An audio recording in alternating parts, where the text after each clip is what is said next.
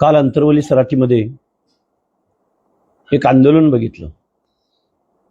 हे आंदोलन एका अहंकारी वृत्तीनं जात वर्चस्वाच्या भावनेतून केलं गेलं आणि त्या आंदोलनामध्ये महाराष्ट्राचं लोकनियुक्त सरकारमधले प्रतिनिधी किंवा सरकार एवढे लाचार बघितले की एखादा रस्त्यावर खेळ करणारा ज्यावेळी माकडाला या काठीवरून त्या काठीवर उड्या मारायला लावतो ना, तशा पद्धतीनं सरकारचे प्रतिनिधी प्रसाद लाड आणि राधाकृष्ण विखे पाटील, ज्येष्ठ नेते म्हणा, कॅबिनेट मंत्री म्हणा, हे त्या माकडाप्रमाणे उड्या मारत होते. तिथं ना लोकशाहीची तत्व पाळली जात होती, ना तिथं कुठलं स्वैरसूतक पाळलं जात होतं. आणि एवढं गव्हर्नमेंट लाचार झालेलं आम्ही पहिल्यांदा बघितलं. आणि मुळात प्रसाद लाड सारखा माणूस आणि राधाकृष्ण विखे पाटलांसारखा माणूस, राधाकृष्ण विखे पाटलांनी तर विठ्ठलराव विखे पाटलांच्या पासूनची विखे घराण्याची जी काही अब्रू होती ती पुरती काल धुळीस मिळवली. कारण जरांगे सारखा माणूस समोर बसून त्यांना एवढ्या खालच्या भाषेत आणि एवढ्या द्वेष तिरस्काराच्या भाषेमध्ये बोलत होता आणि ते माना हलवत होते. हे बघून महाराष्ट्रातल्या लोकांची मान शर्मेनं खाली गेली. बरं, तो त्यांचा प्रश्न आहे, पण मनोज जरांगेंच्या आंदोलनामधून मनोज जरांगेंनी आंदोलनाला बसायचं आणि एक GR पारित करून घ्यायचे. पण ते GR पारित केल्यानंतर महाराष्ट्रातल्या ओबीसीवरती त्याचा काय परिणाम होणार आहे, ओबीसींचं काय म्हणणं आहे, ओबीसींचा काय से आहे, याबद्दल महाराष्ट्र शासन प्रचंड उदासीन आम्हाला दिसलं. आणि हे एवढं उदासीन होतं की ओबीसींच्या कुठल्या शिष्टमंडळाला वेळ द्यायचा नाही, कोण उपोषणाला बसलं तर तिकडं फिरकायचं सुद्धा नाही. पण जरांगे नावाच्या माणसाला अडेल तट्टू भूमिका घेणाऱ्या, ज्याला लोकशाही मान्य नाही, इतरांचे हक्काधिकार मान्य नाहीत, ज्यांना ओबीसीचं आरक्षण संपवायचं आहे, त्या माणसाच्या समोर जाऊन स्वतःचं माकड करून घेतलं विखे पाटलांनी. प्रसाद लाडला तर काही थोडी जनाची मनाची काहीच नाही, कारण तो सरकारचा कमिशन एजंट आहे. आउटसोर्सिंगच्या माध्यमातून तो काल परवा माझ्यावर टीका करताना बोलला की मी 1,00,000 युवकांना रोजगार उपलब्ध करून दिलाय. पण प्रसाद लाड, तुम्ही सर्व जातीय तरुणांच्या, गोरगरिबांच्या पोरांच्या नोकऱ्यांमध्ये, आरक्षणामध्ये माती कालवण्याचं काम केलंय.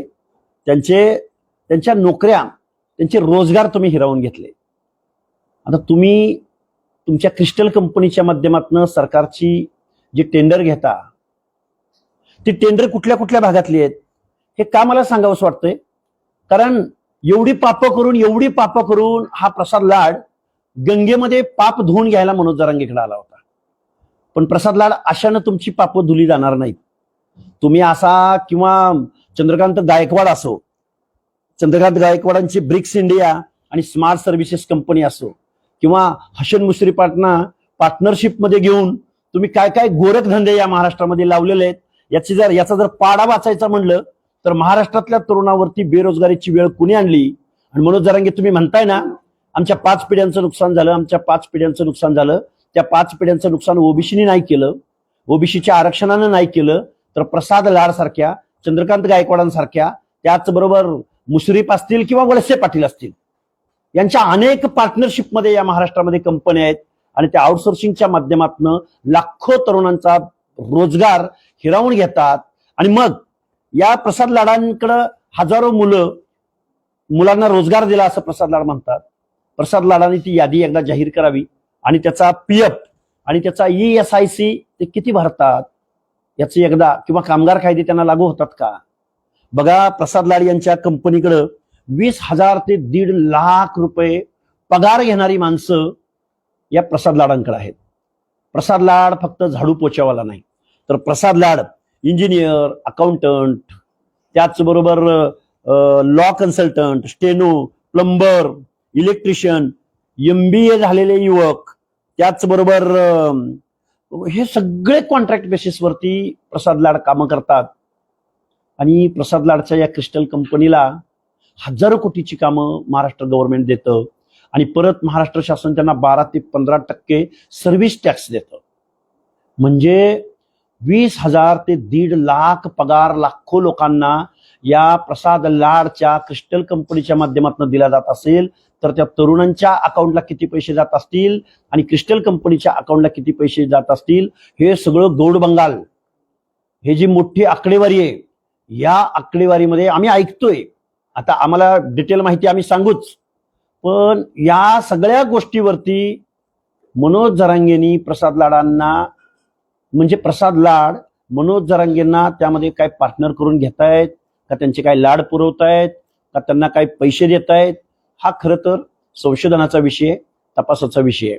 पण महाराष्ट्रामधल्या प्रसाद लाडच्या या क्रिस्टल कंपनीच्या माध्यमातून सामाजिक न्याय विभाग असेल, बार्टी असेल, सारथी असेल, त्याचबरोबर वखार महामंडळ असेल, वैद्यकीय शिक्षण विभाग असेल, महिला बाल कल्याण असेल, त्याचबरोबर मुंबई, पुणे, पिंपरी चिंचवड महानगरपालिकांची शिक्षण मंडळं, MTDC, मुंबई मेट्रो, वीज वितरण कंपनी, या ठिकाणची कामं प्रसाद लाड यांच्या क्रिस्टल कंपनीला जातात. त्याचबरोबर साहित्यरत्न अण्णाभाऊ विकास महामंडळ, महात्मा फुले आर्थिक विकास महामंडळ, चर्मकार महामंडळ, म्हणजे सामाजिक न्याय विभागाचे 50, 60, 1000, 65,000 कोटी रुपये या आरक्षित असलेल्या, सामाजिक न्यायाच्या प्रतीक्षेत असलेल्या लोकांचा निधी महाराष्ट्र शासनातर्फे इतरत्र वळवला जातो आणि त्यामध्ये प्रसाद लाड सारखे कमिशन एजंट असतात. हे वास्तव आहे. मी एवढं का तुमच्या समोर हे मांडलं महाराष्ट्रासमोर? कारण प्रसाद लाड सारख्या कमिशन एजंटमुळं महाराष्ट्रातल्या तरुणावर बेरोजगारीची वेळ आली. पण मनोज जरांगे म्हणतायत की ओबीसी आरक्षणामुळे आमच्यावर ही वेळ आली. ओबीसी आरक्षणामध्ये जर मनोज जरांगेंचा मराठा समुदाय आला तर त्याचं काय होणार आहे? मुळात नोकऱ्याच शिल्लक राहिल्या नाहीत. त्यामुळे हे खूप भयानक आहे. मनोज जरांगेला ह्यातलं काय कळणार? पण आम्ही काल सरकार लाचार होताना पाहिलं. विखे पाटील माकडाप्रमाणे इकडून तिकडे उड्या मारताना आम्ही पाहिले. विखे घराण्याची इब्रत धुळीस मिळवताना आम्ही विखे पाटलांना काल पाहिलं. प्रसाद लाडांना त्यांचं पाप धुवायचंय. पण विखे पाटील, तुम्हाला महाराष्ट्राचं मुख्यमंत्री व्हायचं असेल तर महाराष्ट्रातल्या दीनदलितांची, गोरगरिबांची, कष्टकऱ्यांचे प्रश्न काय आहेत, महाराष्ट्रातल्या जनसामान्यांचे प्रश्न काय आहेत, त्यावर तुम्हाला काम करावं लागेल. नाहीतर तुमचा सुजयदादा विखे लोकसभेच्या निवडणुकीत जसं त्याला आसमान बघायला मिळालं तशीच तुमची अवस्था इथून पुढच्या कालावधीमध्ये होणार आहे. विखे पाटील हा ओबीसींच्या मुळावर उठलेला नेता आहे.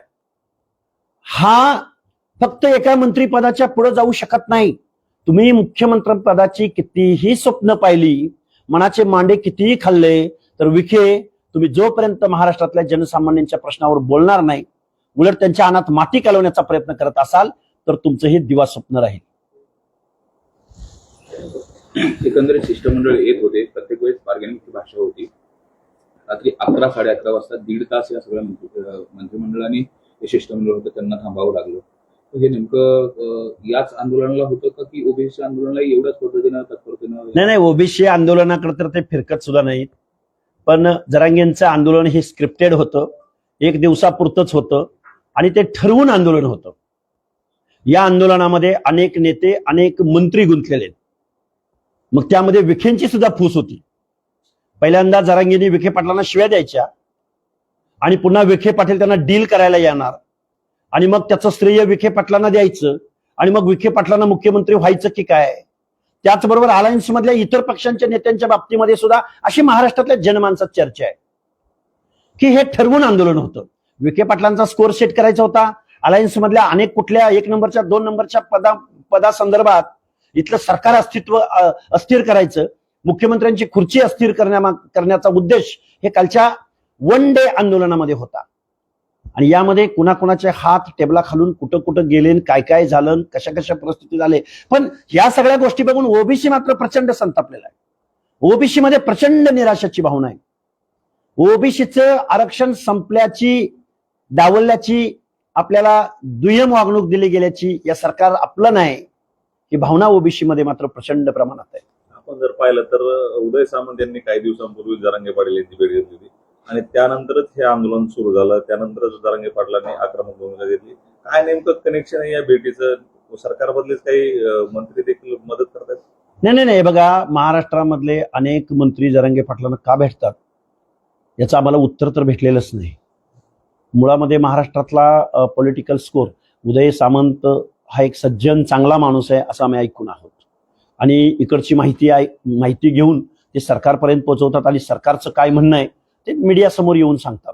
याच्या पलीकडं या महाराष्ट्रामधल्या अनेक मंत्री आणि आंदोलन संपवत असतानाचं घेतलं जाणारं क्रेडिट, श्रेय, यामध्ये कोणाला पॉलिटिकल स्कोअर सेट करायचं आहे का, अशी शंका जनसामान्यांच्या मनामध्ये आहे. अरे पण तुमचं राजकारण होईल, तुम्हाला पदं भेटतील, कोणतरी खुर्चीवरनं खाली जाईल आणि कोणतरी खुर्चीवर येईल, पण ओबीसीच्या हक्क अधिकाराचं, आरक्षणाचं मात्र मातेर होणार आहे, नुकसान होणार आहे, ही ओबीसीची आज रोजीची भावना आहे. मात्र हाके साहेब, गेल्या अनेक महिन्यांपासून पाहतोय तुम्ही जरांगे पाटलांच्या विरोधातच गरळ वापरताय. कुठेतरी तुम्हालाही टीआरपीची आवश्यकता आहे, त्यामुळे या गोष्टीवर हे बघा, मी एक सर्वसामान्य कुटुंबातला मुलगा आहे. जरांगीने आंदोलन केल्या केल्या मलाही आंदोलन पुकारता आलं असतं, पण आम्हाला तेवढा सेन्स आहे.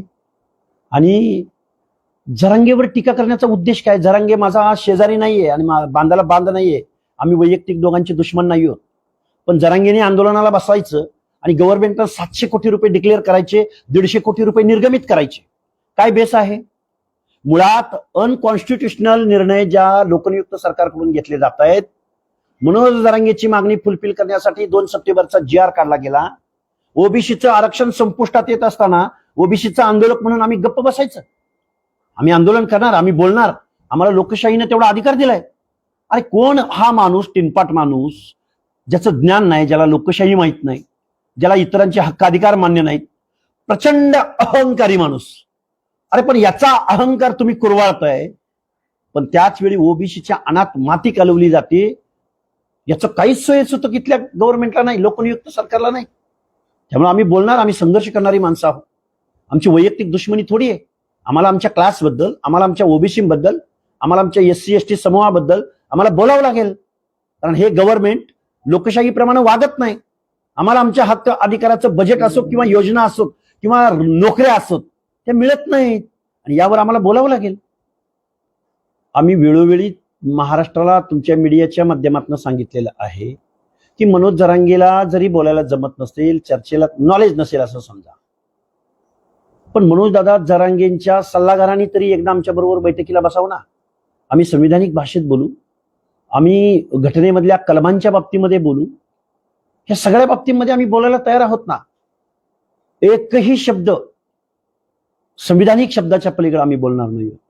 पण जर जरांगे वूट सूट मुख्यमंत्र्यांपासून सगळ्यांची आयमाय काढणार असतील, एकदम अर्वाच्य भाषेमध्ये कमरेखालची भाषा बोलणार असतील, तर आम्हाला सुद्धा मग आमच्याही तोंडून आमचाही संयम सुटतो ना.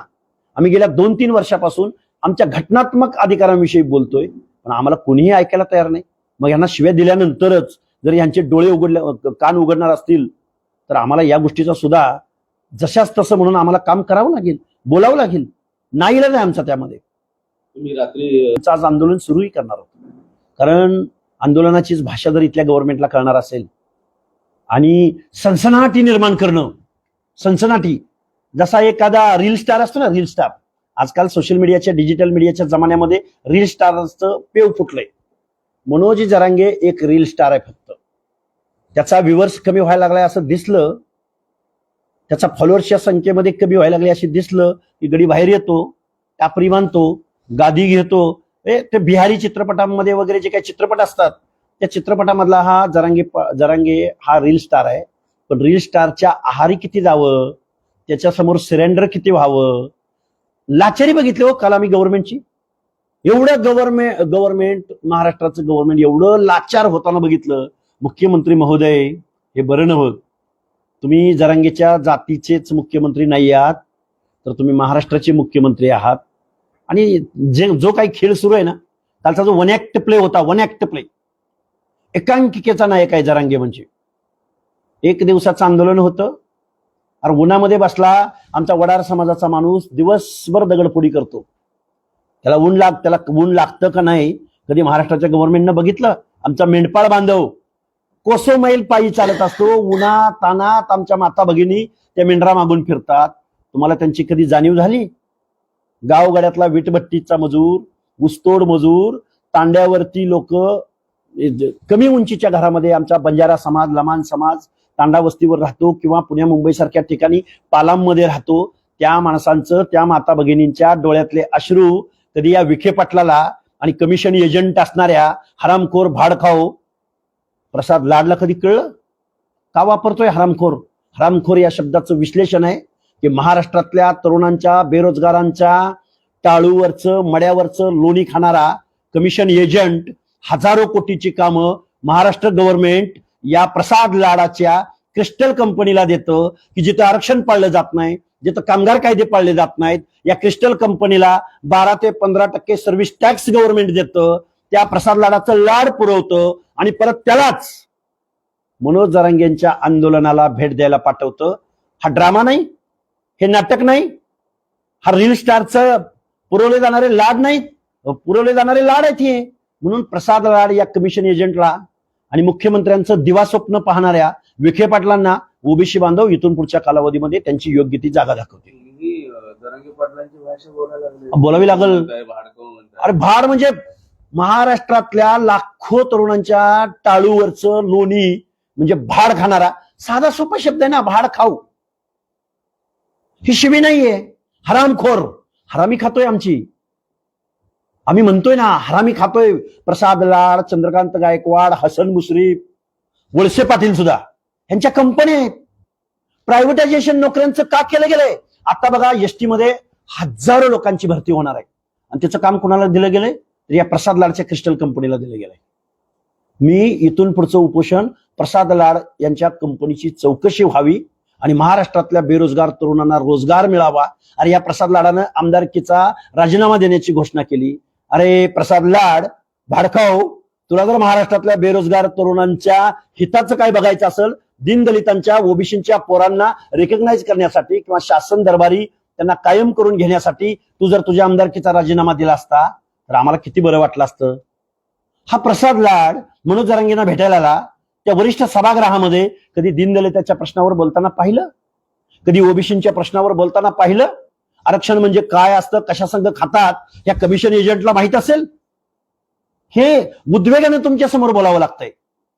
मुख्यमंत्री ओबीसीने आता ठरवलंय, आम्हाला थोडा वेळ लागेल, पण आम्ही ज्या दिवशी, ओबीसी हा जगन्नाथाचा रथ आहे, हा रथ ज्या दिवशी चालू होईल त्या दिवशी भल्या भल्या माणसांचे इमले, गड्या, वाडे, हा अहंकार, जातीय अहंकार, इथल्या व्यवस्थेला वेटीस धरणं, बेकायदा GR पारित करून घेणं, ज्या दिवशी ओबीसी जागा होईल त्या दिवशी या सगळ्या गोष्टी बंद होतील. जरांगे पाटील साठी जर स्वतंत्र मंत्रालय स्थापन होणार असेल तर महाराष्ट्रामध्ये 450 जाती आहेत. 450 जातींसाठी 450 मंत्रालय या महाराष्ट्रामध्ये स्थापन व्हावीत.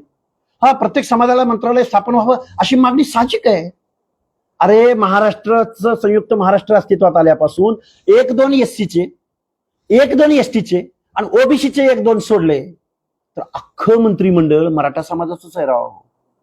या महाराष्ट्रामधल्या गृहमंत्री पदापासून, महसूल मंत्री पदापासून, सहकार मंत्री पदापासून, जलसिंचन मंत्री पदापासून, ग्रामविकास मंत्री, सगळी माणसं मराठाच आहेत.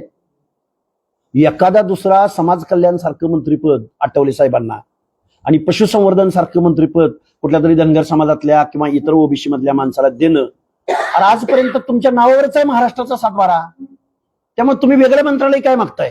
आणि तुम्हाला जर वेगळं मंत्रालय हवं असेल तर महाराष्ट्रातल्या 300-400 जातींना 300-400 मंत्रालय स्थापन करा. आपण जर त्यांना आमच्या शुभेच्छा आहेत. तुमच्या राजकारणासाठी आम्ही शुभेच्छा देतो, पण आम्ही संघर्ष करणारी माणसं आहोत. आणि विखे पाटलांनी आणि लाडनी किंवा या सगळ्या मंडळींनी, मनोज जरांगेला पाठिंबा देणाऱ्या मंडळींनी निवडणुका आल्यानंतर मात्र फक्त जरांगेंना बरोबर घ्यायचं आणि ज्या समाजाची ते भाषा बोलतात, ज्यांना ते पाठिंबा देतात त्यांच्याच दारात मतं मागायला जायचं. आमच्या ओबीसीच्या तांड्यावर, वाड्यावर, वस्त्यावर तुम्ही यायचं नाही. तुमच्या आमदारकीचा, खासदारकीचा पिढ्यानपिढ्यात तुम्हाला आम्ही प्रामाणिकपणे मतं दिली, त्याचे उपकार जर तुम्ही अशा पद्धतीने फेडत असाल तर तुम्हाला निवडणुकीतून, बॅलेटमधून या गोष्टी भविष्यात बघायला भेटतात. जरांगे पाटलांना राजकारणाचे वेध लागलेले. मध्यंतरी तमिळनाडूमध्ये विजय थलपती नावाच्या माणसानं क्रांतिकारक जनमत आणि सत्ता स्थापन केलेलं बघून मनोज जरांगेच्या सगळ्या चेल्या चपाट्यांना, म्हणजे ते चेले चपाटे पण नाहीत बरं का, रील स्टार सगळे फॉलोअर आहेत मनोज जरांगेचे, त्यांच्या मनामध्ये असे काहीतरी स्वप्न पडायला लागले. पण या मनोज जरांगेला सांगतो, अरे एका जातीचं आंदोलन उभं करून आणि इतरांच्या झोपड्या उद्ध्वस्त करून तुम्हाला थलपती होता येणार नाही. मनोज जरांगे, प्रसाद लाडानं तुला काय टेबला खालून दिला असेल त्याच्यावर पक्ष उभा करून तुला राजकारणात येता येणार नाही. मनोज जरांगेला काहीही आरक्षणाबद्दल देणं घेणं नाही. आज ना उद्या त्याला राजकारणामध्ये यायचंय आणि छत्रपती शिवाजी महाराजांनंतर मीच, हे जे काही तू म्हणतोय ना, पण इतर लोकांच्या मनामध्ये तू किती द्वेष पसरवतोयस, अनादर उत्पन्न करतोयस, तुझी इमेज म्हणजे एक जात सोडून बाकीच्या समाजामध्ये तुझी इमेज काय आहे ते महाराष्ट्रातल्या जनसामान्य माणसाला माहिती आहे. प्रतिक्रिया देतात. हे जरांगेच्या झुंडीला घाबरलेले सगळे नेते आहेत. यांच्याकडून ओबीसींच्या आता आशा अपेक्षा मावळलेल्या आहेत. ओबीसी आता ना विरोधकाकडून अपेक्षा ठेवतो ना सत्ताधाऱ्यांकडून अपेक्षा ठेवतो. ओबीसींचं आम्हाला प्रबोधन करावं लागेल आणि हे जे काही सत्ताधारी आहेत मनोज जरांगेच्या दहशतीला घाबरणारे जे संविधानिक आमच्या हक्क अधिकाराचं संरक्षण करू शकत नाहीत हा मेसेज प्रचंड नाराज आहे ओबीसी. मनोज जरांगेंची मागणी बरोबर असू शकते पण मनोज जरांगेंच्या जमातीच्या लोकांवर ही वेळ आली बेरोजगारीची ती ओबीसी आरक्षणामुळे नाही. ओबीसीला फक्त 0.5% बजेट मिळतं. 99.5% बजेट हे महाराष्ट्राच्या लोककल्याणकारी योजनांसाठी राबवलं जातं. मनोज जरांगे त्या 99.5% बजेटकडं किंवा त्या योजनांकडे बघत नाहीत, त्या धोरणांकडे नीतीकडे बघत नाहीत. पण ओबीसींना दिल्या जाणाऱ्या 0.5% बजेटवर जर मनोज जरांगेचा डोळा असेल तर हे अनपढ माणसाचं लक्षण आहे. ज्याला ज्ञान नाही, ज्याला कुठल्या गोष्टी अरे त्याला आरक्षण म्हणजे काय हे कळत नाही, त्या माणसाला बजेट कधी कळणार आहे. त्यामुळं मराठा समाजानं अशा अनपढ शिवराळ गावरान माणसाच्या हातात या मराठा समाजाच्या आरक्षणाचा लढा दिलाय आणि इतर लोकांच्या मनामध्ये दहशत निर्माण केली. हे महाराष्ट्राच्या गावगाड्याला, महाराष्ट्राच्या पुरोगामी महाराष्ट्राच्या नावलौकिकाला शर्मीनं मान खाली घालायला लावणारी गोष्ट आहे. पण जाता जाता एकच सांगेन, विखे पाटील तुमचा करेक्ट कार्यक्रम इथून पुढच्या कालावधीमध्ये या महाराष्ट्रातील ओबीसी करतील. तुमचं जे आंदोलन विश्वास सगळ्यांवरचा उडालाय. त्यामुळे आम्ही महाराष्ट्रामध्ये ओबीसीची मुवमेंट खूप मोठ्या प्रमाणात उभी करू. आम्ही जीवाच्या आकांतानं रात्रंदिवस प्रवास करू, त्यांच्यापर्यंत जाऊ, त्यांना समजावून सांगू आणि लोकांचा प्रतिसाद मिळतोय खूप मोठ्या प्रमाणात.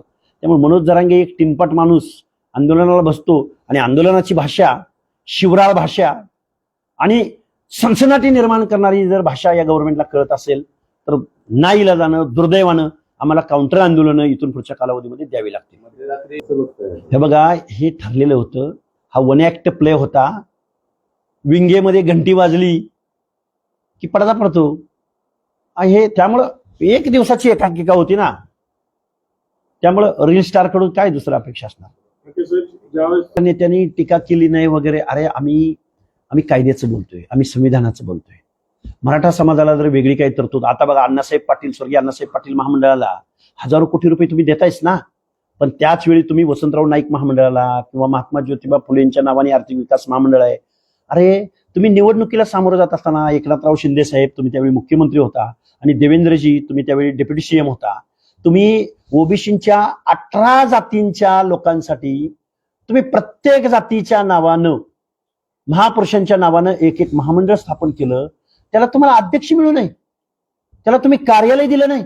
अरे एक साधा शिपाई त्याला तुम्ही दिला नाही. त्याला बजेट तर लांबची गोष्ट. आता किती मांडावं, काय मांडावं, ओबीसीकडं काय भावनेनं हे सरकार बघतंय. हे दुर्दैव आहे ओबीसींचं. भाजपमध्ये तर डीएनए पाटलाचा द्वेष, माझं त्याचं काहीच भांडण नाही, पण जरांगे पाटलाची मागणीच अशी आहे की आम्हाला मिळालं तर ओबीसी मधूनच मिळालं पाहिजे. आम्ही आमच्या झोपड्याचं संरक्षण नाही करायचं. झोपड्यात कोण बेकायदा घुसत असेल, ताबा मारत असेल, आम्ही गप्प बसायचं. द्वेष करायचं काय करा. आम्ही काय अहंकारी आहोत का? आम्ही असं म्हणलंय का आम्ही क्षत्रिय आहोत म्हणलंय का? बघून घेईल असं म्हणलंय का? आणि आम्ही प्रत्येक माणसाचा अधिकार करणारी, प्रत्येक माणसाचा आदर करणारी माणसं आहोत. काय इशारा मनोज जरांगेचं लाड पुरवणाऱ्या अनेक आमदार, खासदार, मंत्री, विरोधी पक्षनेते या सगळ्या मंडळींनी मनोज जरांगेंची मागणी मान्य करत असताना ओबीसी कसा उद्ध्वस्त होणार आहे, म्हणजे त्याच्या मागणी मान्य करत असताना त्याचा परिणाम महाराष्ट्राच्या जनमानसावर काय होणार आहे याच्याबद्दल कोणीही बोलत नाही. यावर जो बोलेल तो महाराष्ट्रामध्ये राजकारण करेल. एवढीच माझी या महाराष्ट्रातल्या सर्व सत्ताधाऱ्यांना इशारा वजा विनंती आहे.